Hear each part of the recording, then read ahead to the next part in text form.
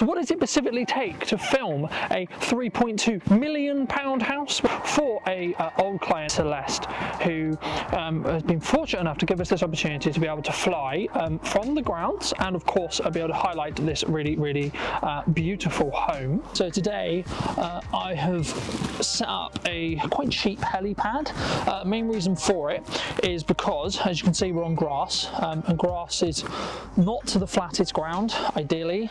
We're also in a position where, like, if the drone lands in an awkward way, the propellers are going to cut up the grass, but also going to potentially damage the propellers, so it could make the drone require me to change propellers, which I'm trying to avoid today. And also the benefit of obviously having the H circle in the middle is so you can line up the drone when you're taking it, landing it in that circle as a whole. So I'm just going to check the quote-unquote airworthiness by running my fingers over each propeller, see if there's any micro cracks. So it shouldn't be. Nope. All good. So take off.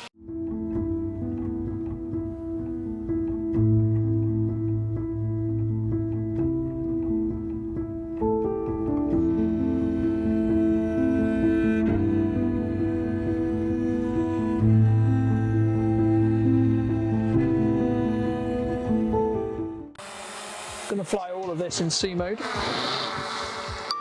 And something I'm also going to be doing today is probably hot swapping and hot charging the batteries using V-locks.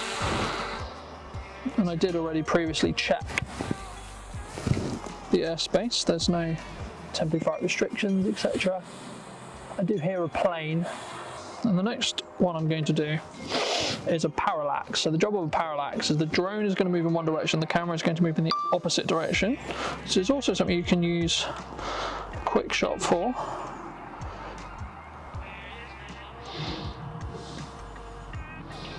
But I personally would rather manually fly the drone rather than letting a computer do it.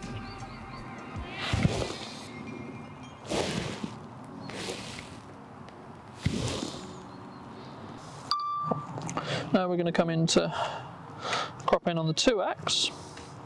Now we are still pretty far away with the end of their boundary, but what I want to try and do is create a level of parallax motion.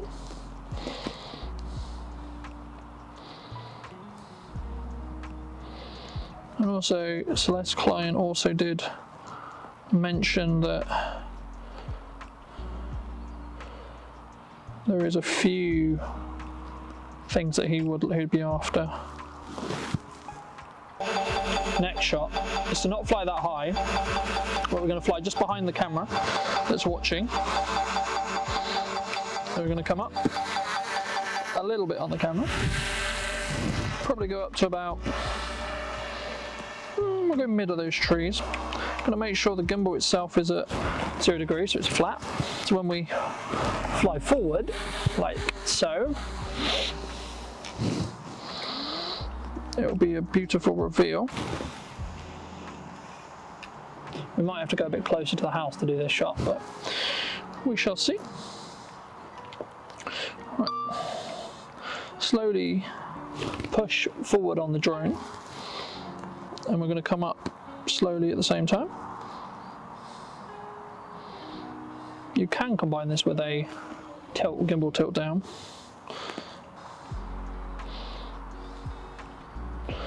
And you kind of want to try and keep the house in the same place, preferably, or roughly anyway.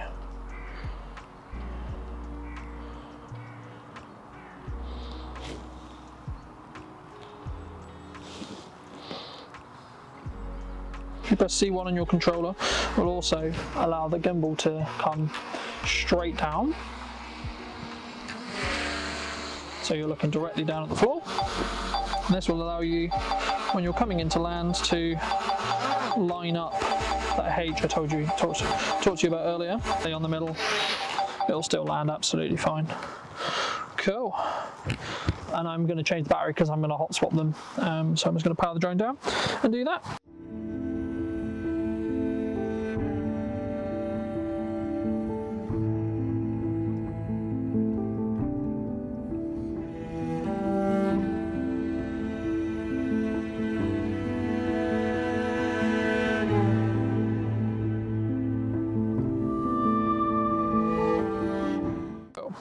So this is the main feature on this side. So what we're going to do is we're going to do a reveal, which is going to mean I'm going to have to get quite close to those trees. So we're going to start at 1 times, and we will do some reels and stuff down here shortly. Let's get the drone where I actually want it for this reveal. So for this shot specifically, we're going to do a parallax and use the tree as foreground to reveal the house. So how you do this is you will come to your right hand joystick, and you're going to move the drone very slowly in cine mode to the right, and as you do that, you're then also going to move the gimbal the opposite direction so that the house, or your subject, stays in the same, roughly in the same place. And like I said before when we were doing it on the last location, what you want to do is you want to kind of set where you're happy with your speed and your height and etc, and how much the drone's moving. And of course, like anything, you want to keep your eyes on the drone at the same time, because us drone operators don't have enough to do. But you want to just keep it nice and slow, right? The reason why stuff is cinematic is because, and beautiful, is because of the slowness, right? And now we're just going to come, not moving any gimbal tilt at all at the moment. I'm just going to reveal the house, reveal the beautiful pond. Has some ducks in it as well. I would say about doing a shoot like this. Celeste asked me when she dropped me off, she said, well, how long are you going to need? I said, well, probably a handful of hours, because it means there's no pressure, right? It means I can get the shots I need, and if you are hot swapping batteries or changing batteries like I am, then you're not in too much of a rush necessarily. So now we're going to just get some, we're going to get a reel.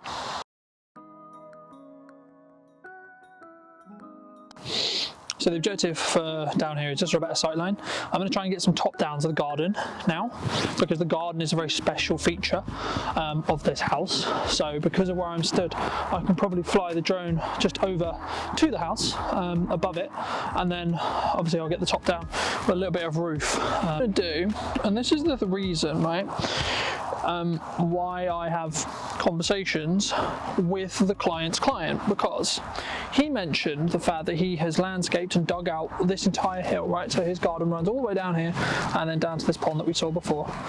But he said this beautiful red tree is really important to him. So what we're going to do now is we're going to get a reveal shot of the house through that red tree. That's the plan anyway. Cool, we're going to make sure we're capturing. Right. Now, same again. So again, we're trying to get the main house to stay roughly in the same part of the frame. There is a helicopter to my right, but they're not going to be at 1.6 meters.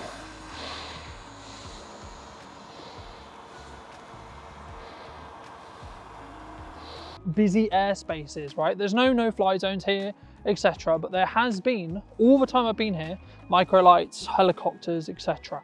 And I think it's really important to understand, if you're at 100 meters, which I was for the top downs, you are going to be in their airspace, you're going to be aware. So this is why, for those who may be looking at this video who may be new to drone flying, etc., this is why you should always have visual line of sight on your drone, because it will allow you to mean that you are aware of your airspace, you're aware of what's going on. So you're not then going to be in a position where you can potentially have another collision with a light aircraft, etc. And in the event where there was one, there wasn't when I had the drone up, but I was aware that this is going to be someone, there's going to be some traffic, there's going to be some flight traffic, etc. In that perspective, so it's just something to be careful of, you know, just be aware of your surroundings, etc. The only bits I've still got to do is the driveway, the plane, and then the other half of the gardens. This is not in any way. It's quite tight.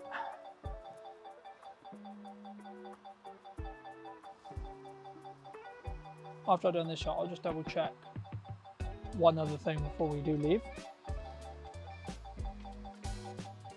I think we'll be all right if we go straight up. Gonna keep going straight up, nice and slowly. There's nothing we can actually crash into, thankfully. Gonna come a little bit this way.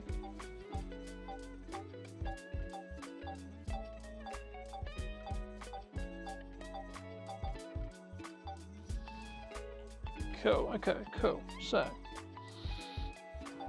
gonna carry on moving the drone up, tilt down.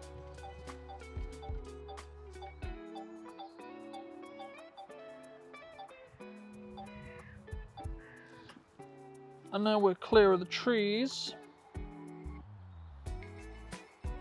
Gonna bring the drone forward.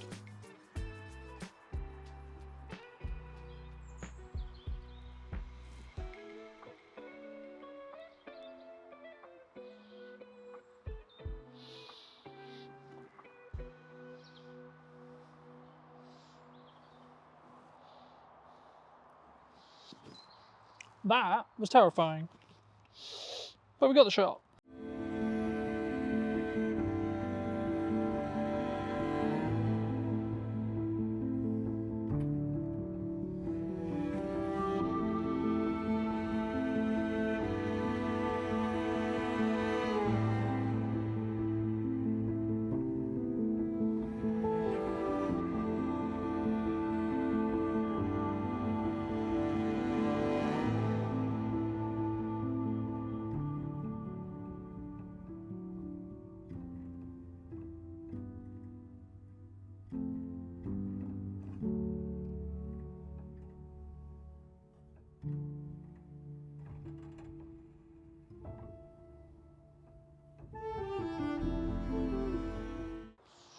So, plan, capture this end of the garden, as I said, and the plane.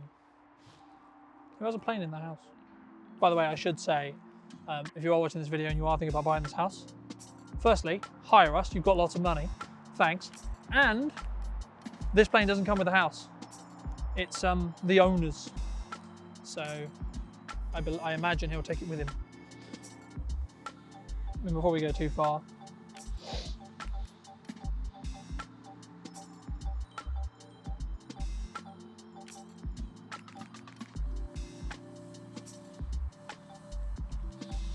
cool. So we're now going to do what I call a pull away shot. So we're going to get, we'll do this as a reel first. The drone is going to come up and backwards, and as we pull away, I'm going to bring the drone, the gimbal tilt down.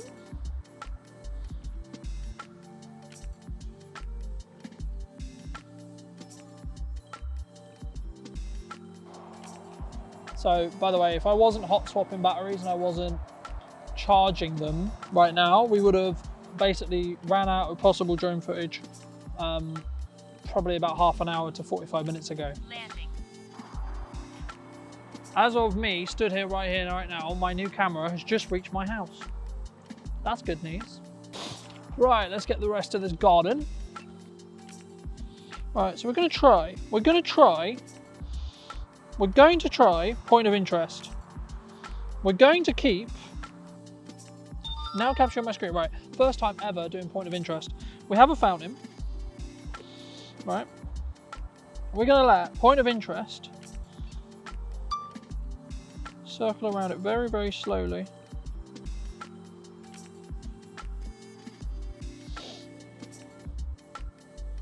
Oh, this gives me anxiety. Let's do a little active track test. So we want this to do it super duper slowly.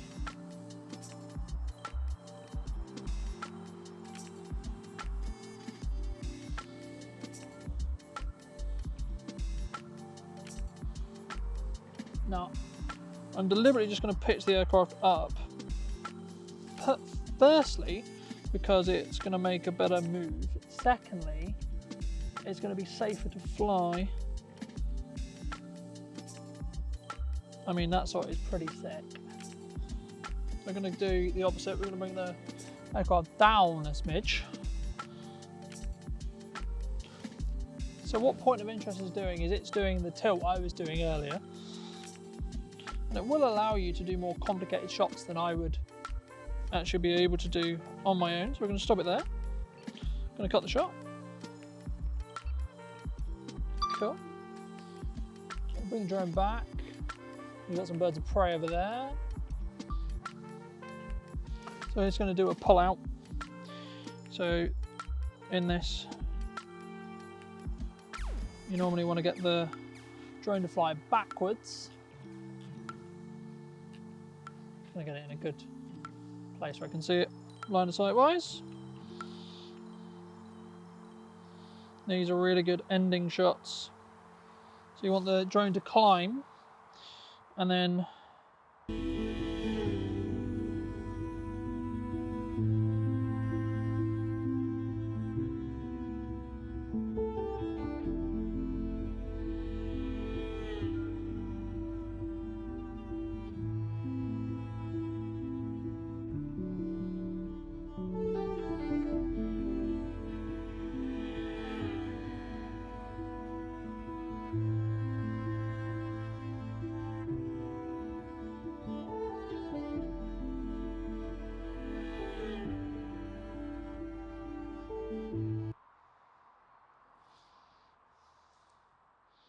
just doing one manual parallax to end today. Thank you ever so much for joining me, ladies and gents. I hope you took value from this video. I hope you learned something. I hope you found it entertaining. I'll be back very, very soon with a brand new video, probably using a drone or using the new Nikon ZR. So I'll be coming soon on the channel. Thank you ever so much for coming back and joining me. Of course, thank you to Celeste. Thank you to Celeste client for being so amazing and so accommodating when it comes to me flying the DJI Mini 5 today. Thank you so much for coming back and joining me, and I hope you took value and learned something, and at minimum got entertained by this video. If YouTube believes that you will enjoy this video, and if you're new to the channel, why not subscribe, and I'll see you very, very soon.